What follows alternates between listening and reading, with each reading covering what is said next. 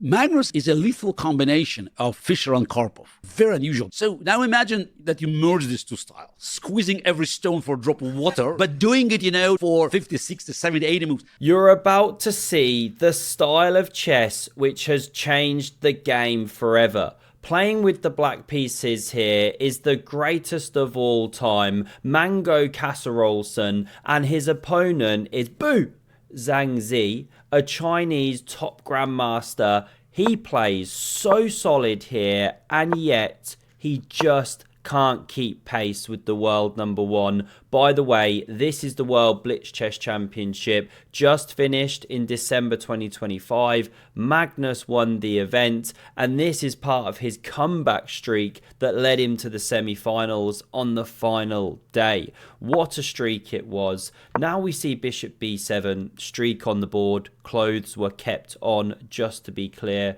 And now this center is taken by white. Pawn e6, prepares to go bishop b4, pin, take the knight, dominate the e4 square. Classic themes in the Nimzo Indian. Also the Nimzo Larsen, an opening I've been playing with white. Just hit my 60-day streak on Lotus Chess. Check it out, opening app, link in the description below. White goes a3, stop the bishop, so Magnus goes here.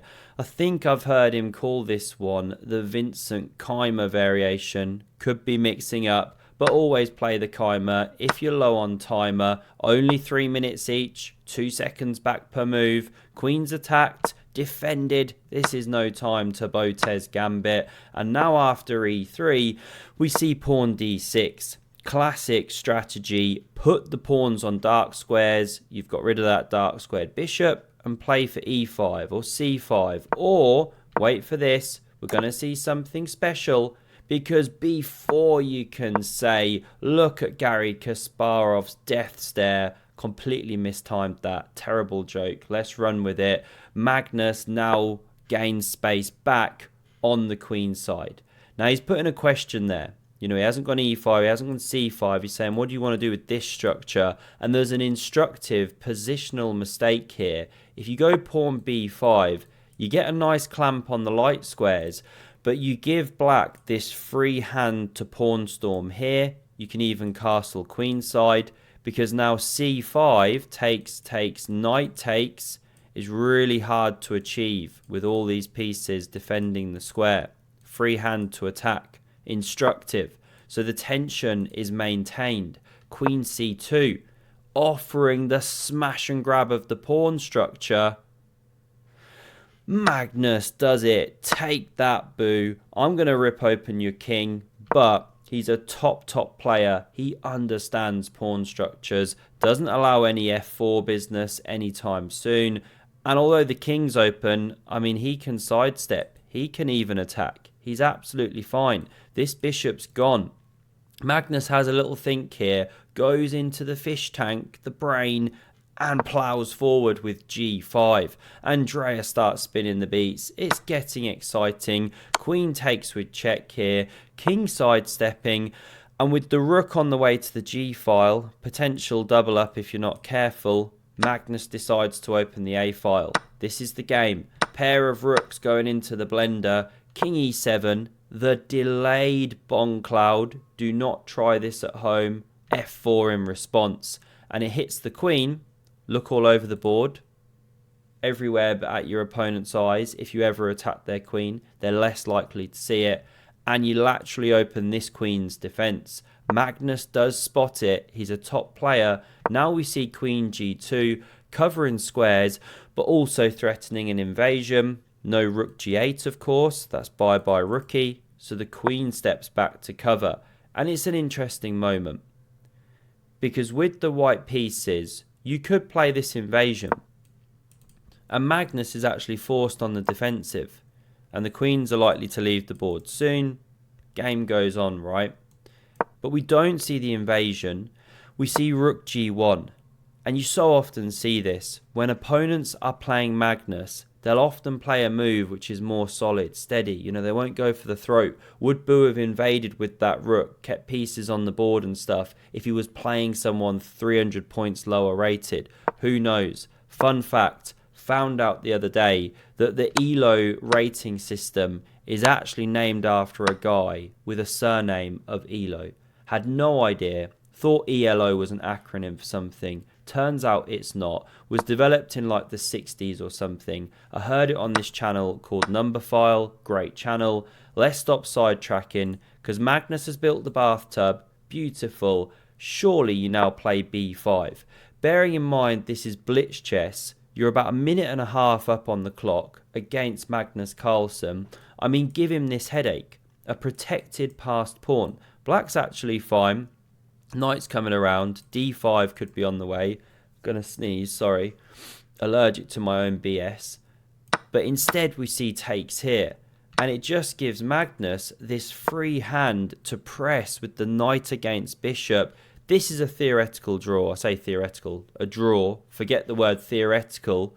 But knights are tricky devils, right? Especially in blitz. The bishop will always dominate a knight. 2 squares between them. Sabu puts it there. King marching over. This is how the game proceeded. Pawn break on the board. Loosens this guy. We always have to keep an eye on those things. Now the king steps in. h6 from Magnus. Why not h5?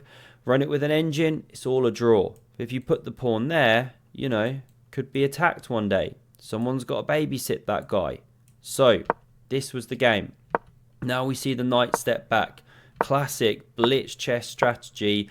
Play some moves, get some time back, and Magnus now changes the pawn structure. Again, these could be targets in future, especially this one. But for now, Magnus sees this as his best winning chances. This king stepping around, this pawn's a bit clumsy. You'd almost want it back here, get the bishop active somehow. Maybe not there, it's a bit passive, but you get the idea. This bishop's impeded, if that's the word, can't have its eyes fully open because of that pawn, and it might have to babysit it in some lines. Now the king stepping in. Magnus drops back, and be careful because white is threatening mate in 1. What an embarrassment that would be. What an interesting, unusual checkmate. So, spotted. Magnus steps back. Only move to keep the equilibrium. Check anyway. This bishop backs up. Knight a5. Hits 2 things. Bishop covers. And here he goes. He's on his manoeuvring. Long-term viewers of the channel know that this is why Magnus practices down in the Oslo training camps. He loves to visualize the horsey maneuvering. It allows him to then play it on the board here. He's got a wonderful hobby horse, reminiscent of a Nimbus 2000, but with a horse's head on. When you reach moments like this, you can do some tricky stuff. There's pressure on the pawns. King g3, king g6, and here we go. The strategy comes good. Hammer them down, 50, 60, 70 moves, break their spirit, force the mistake. Boo makes one here.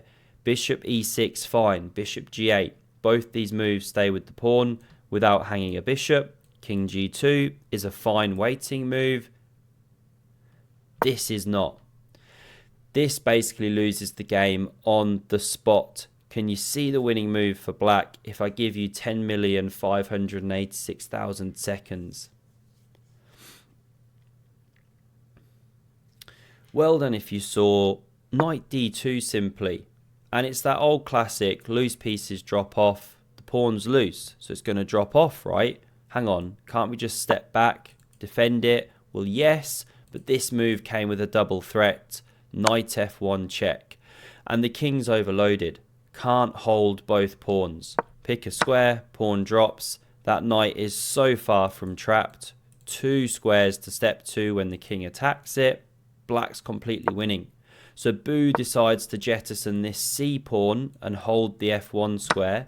This is how the game proceeded. Magnus brings round the king, and with that 1 pawn gone, it spells doom. Boo decides he has to go active here, gets up in Magnus's face, yells boo, but Magnus isn't scared. He's given 1, but he's gaining 1, and with the base of the chain collapsing, so is the f4 pawn. This is where we saw resigns. Because what to do, what to say, did I prepare a sample line? Something like this, let's say. You're about to push the pawns. Yeah, you can give up knight for bishop, but where's that getting you? At the end of the day, you are 2 pawns down, connected pawns, running pawns, pushing pawns, escorted home. it's Resigns Town. Magnus went on this incredible streak, made it to the semis, then the finals, then won the entire thing. If you don't know that story, have a look at the video on screen. Truly remarkable scenes. Thanks for watching, and I hope to see you again soon. Cheers.